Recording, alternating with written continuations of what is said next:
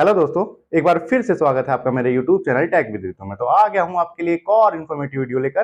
तो आज की वीडियो में मैं आपको बताने वाला हूँ कि कैसे आप घर बैठे अपनी ज़मीन की पैमाइश का ऑनलाइन आवेदन कर सकते हैं। जी हाँ दोस्तों, जैसे कि आपकी ज़मीन पर किसी व्यक्ति द्वारा अवैध रूप से अतिक्रमण कर लिया गया है या फिर आपकी ज़मीन का रकबा मौके पर काफ़ी कम है, तो ऐसी स्थिति में आपको अपनी ज़मीन की पैमाइश करवानी होती है। तो पैमाइश करवाने के लिए अब आपको ऑनलाइन आवेदन करना पड़ता है। पहले क्या होता था, उत्तर प्रदेश राजस्व संहिता 2006 की धारा 24 के तहत पहले जो है इसकी प्रक्रिया ऑफलाइन थी, जिसमें काफ़ी लंबा समय लग जाता था और इसकी जो है ट्रेज़री के माध्यम से फीस कटती थी। तो अब जो है सरकार ने लोगों की असुविधा को देखते हुए एक पोर्टल जारी किया है, जिसके थ्रू आप कहीं से भी घर बैठे ऑनलाइन पैमाइश हेतु आवेदन कर सकते हैं और जो है कुछ ही दिन में आपका जो है ज़मीन की पैमाइश कर ली जाती है। तो कंप्लीट प्रोसेस मैं आपको इस वीडियो में बताने वाला हूँ, तो बने रहिएगा एंड तक। और साथ ही साथ वीडियो अच्छी लगे तो वीडियो को लाइक, और अगर आप मेरे चैनल पर नए हो तो चैनल को सब्सक्राइब कर दीजिएगा। साथ ही साथ नीचे बेल आइकन है, उसको भी प्रेस कर दीजिएगा, ताकि आने वाली मेरी हर वीडियो की अपडेट सबसे पहले आप तक पहुँच सके। मैं ऐसी इन्फॉर्मेटिव वीडियोज़ आप लोग के लिए हमेशा लाता रहूँगा। तो बिना किसी देरी के चलते हैं वीडियो की तरफ। तो सबसे पहले फ्रेंड्स आपने कोई भी ब्राउजर ओपन कर लेना है। ब्राउजर ओपन करने के बाद आपको सर्च बार में जाना है। सर्च बार में आपको पैमाइश लिखकर सर्च कर देना है। अब फ्रेंड जो सबसे टॉप पर लिंक खुलकर सामने आएगी, सिंपली उसी वाले लिंक पे आपने क्लिक कर देना है।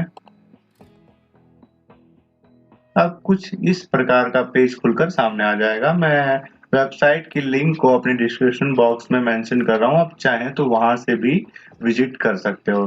तो सबसे पहले कुछ इस प्रकार का व्यू दिखाई देगा वेबसाइट का, तो जहाँ पे सबसे टॉप पे भूमि के पैमाइश हेतु उत्तर प्रदेश राजस्व संहिता 2006 धारा 24 के अंतर्गत ऑनलाइन आवेदन, कुछ इस प्रकार का लिखा हुआ आएगा फ्रेंड्स।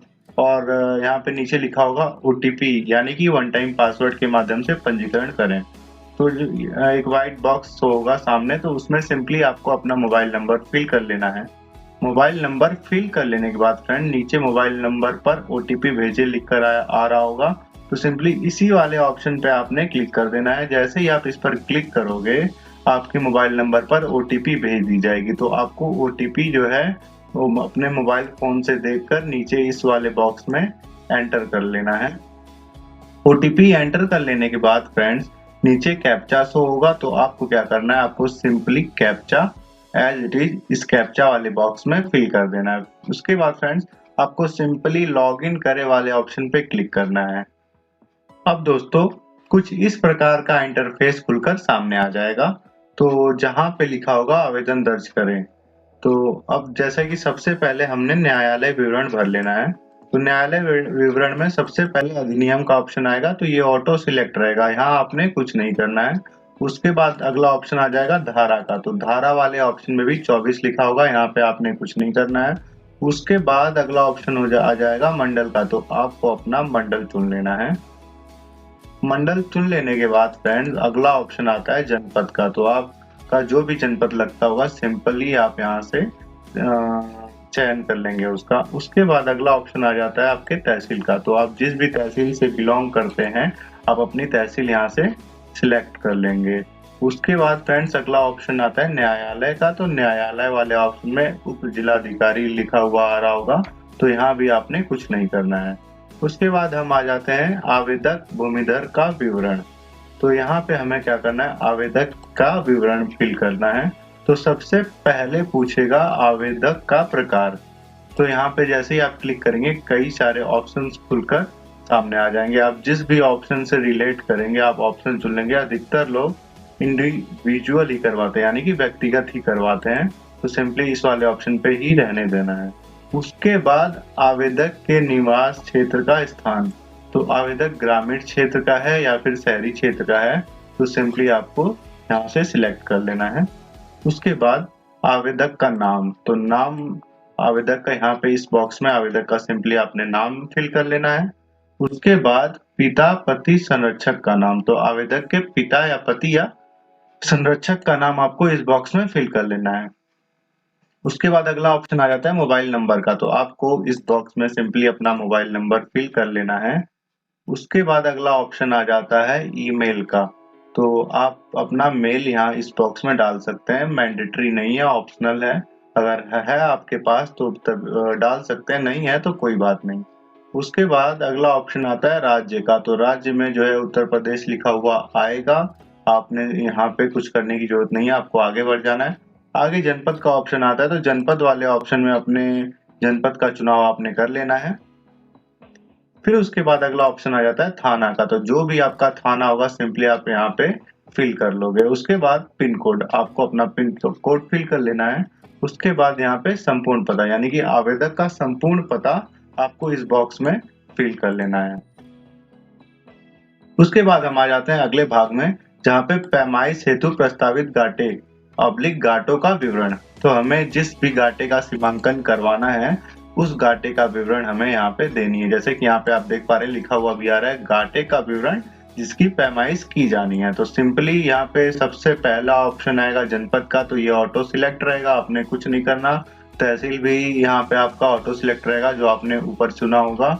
उसके बाद आपको परगना चुन लेना है। तो जो भी आपका परगना लगता होगा सिंपली आप अपने खतौनी की नकल में से देख लेंगे और अपना परगना सिलेक्ट कर लेंगे। परगना चुन लेने के बाद फ्रेंड्स अब अगला ऑप्शन आता है ग्राम चुने का। तो आपका जो भी ग्राम होगा लिस्ट ओपन होगी, उस लिस्ट में से अपने ग्राम का चुनाव कर लेंगे। उसके बाद गाटा संख्या का ऑप्शन आ जाता है। तो सिंपली गाटा संख्या वाले ऑप्शन में जिस भी गाटे का आपने सीमांकन करवाना है केयरफुली उस गाटे को इस बॉक्स में फिल कर लेना है। अब फ्रेंड्स यहाँ पे अगला ऑप्शन आता है खतौनी विवरण, जिस भूखंड की पैमाइश होनी है। तो मान लीजिए खतौनी विवरण, यानी कि जैसे ही हम इस खतौनी खाता चुने वाले ऑप्शन पे क्लिक करेंगे तो जिस भी आवेदक का नाम अगर इस लिस्ट में शो होगा तो सिंपली हमें आवेदक का नाम इस लिस्ट में से सिलेक्ट कर लेना है। अब फ्रेंड्स जैसे ही हम आवेदक का नाम चुन लेंगे कुछ इस टाइप का इंटरफेस खुलकर आ जाएगा, जहाँ पे सारणी नुमा विवरण यहाँ पे हमें शो होगा। तो सबसे पहला ऑप्शन होगा क्रम संख्या का शो। उसके बाद गाटा संख्या, तो यहाँ पे आपकी गाटा संख्या लिखी होगी।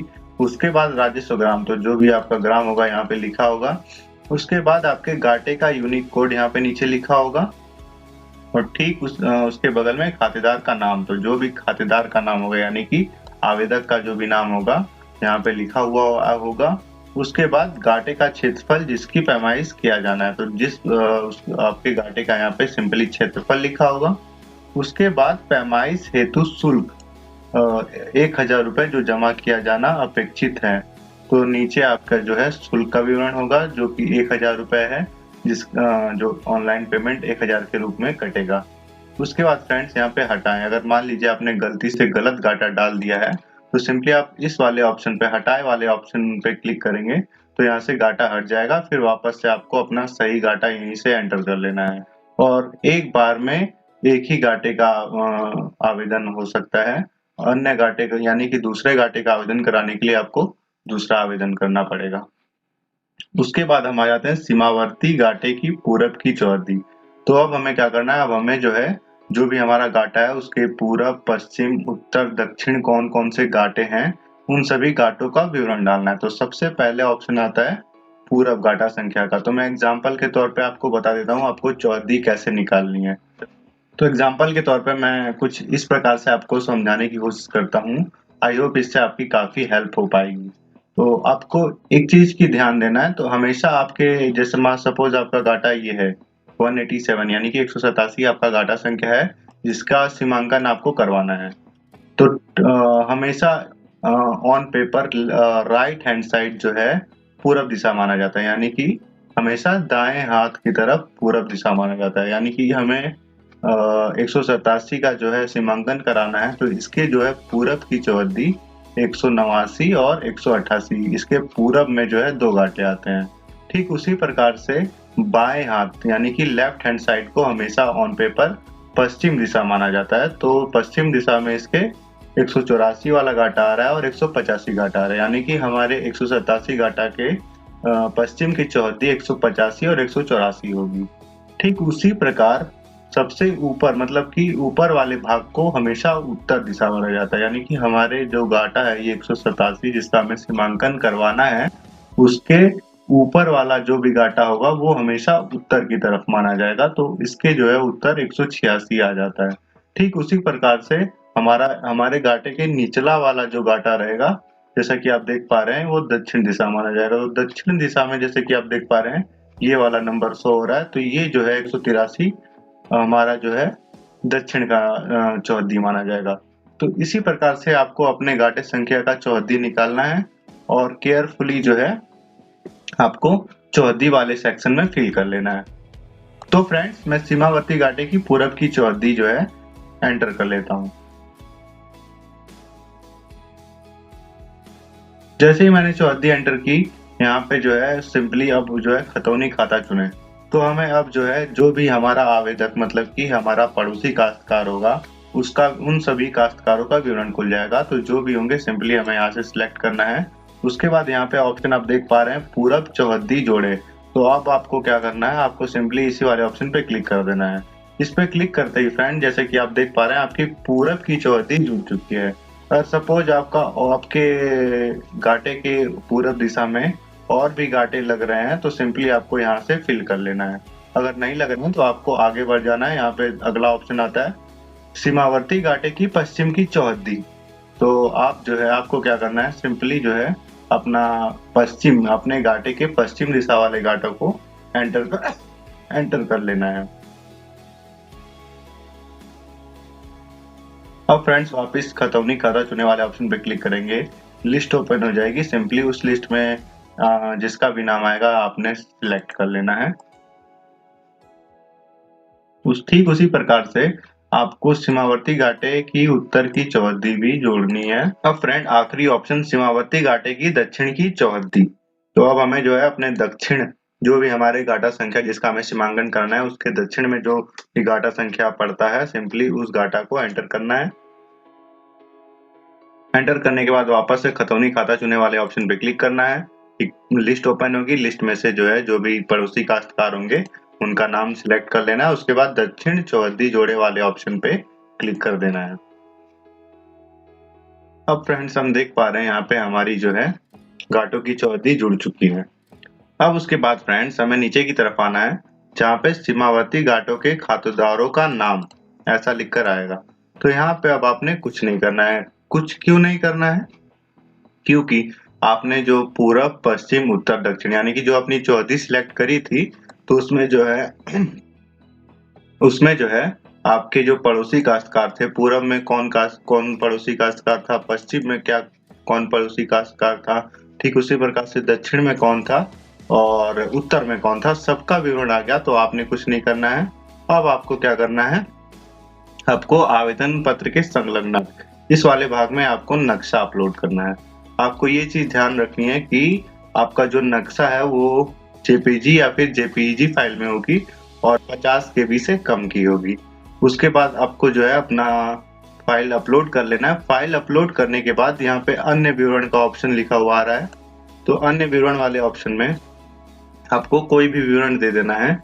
जैसे कि अगर मान लीजिए आपकी भूमि को किसी ने कब्जा कर रखा है, तो आप वो भी डाल सकते हैं, नहीं तो आप इसको अगर नहीं भी फिल करते हैं तो कोई बात नहीं है। उसके बाद यहाँ पे घोषणा का ऑप्शन आ जाता है। तो अब आपको क्या करना है, यहाँ पे एक बॉक्स शो होगा, तो सिंपली इस बॉक्स पे क्लिक कर देना है। अब इस बॉक्स पे क्लिक करने के बाद आपको सिंपली अंतिम रूप दें इस वाले ही ऑप्शन पे क्लिक कर देना है। अब फ्रेंड्स कुछ ऐसा लिखकर आ जाएगा, जैसा कि आप देख पा रहे हैं, आवेदन सफलतापूर्वक सुरक्षित कर लिया गया है। कृपया किए गए आवेदन का प्रिंट आउट लेकर उसकी समीक्षा करें तथा निर्धारित शुल्क का भुगतान करें।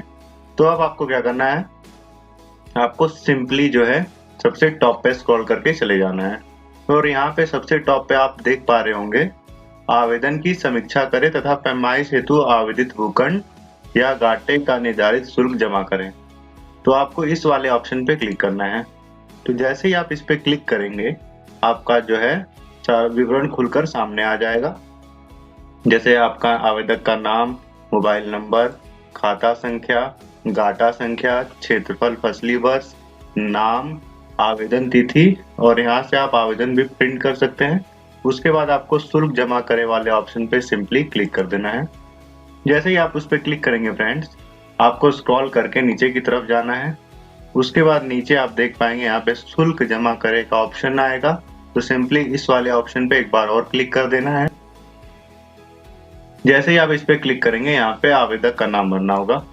तो आपको इस बॉक्स में सिंपली आवेदक का नाम इंग्लिश में भरना है। इंग्लिश में यहाँ पे आपको आवेदक का नाम फिल कर लेना है। उसके बाद आवेदक का पता, तो इस वाले बॉक्स में आपको आवेदक का पता इन इंग्लिश में आपको आवेदक का पता भी भर लेना है। उसके बाद यहाँ पे proceed to final payment for demonstration, तो आपको सिंपली इस वाले ऑप्शन पे क्लिक कर देना है। जैसे ही आप इस पे क्लिक करेंगे फ्रेंड्स, यहाँ पे कुछ इस टाइप का इंटरफेस आ जाएगा, जहाँ पे वेलकम टू ऐसे करके लिखा हुआ आएगा और आपका जो है चालान संख्या भी रहेगा। तो सिंपली आपको नेक्स्ट वाले ऑप्शन पे क्लिक कर देना है।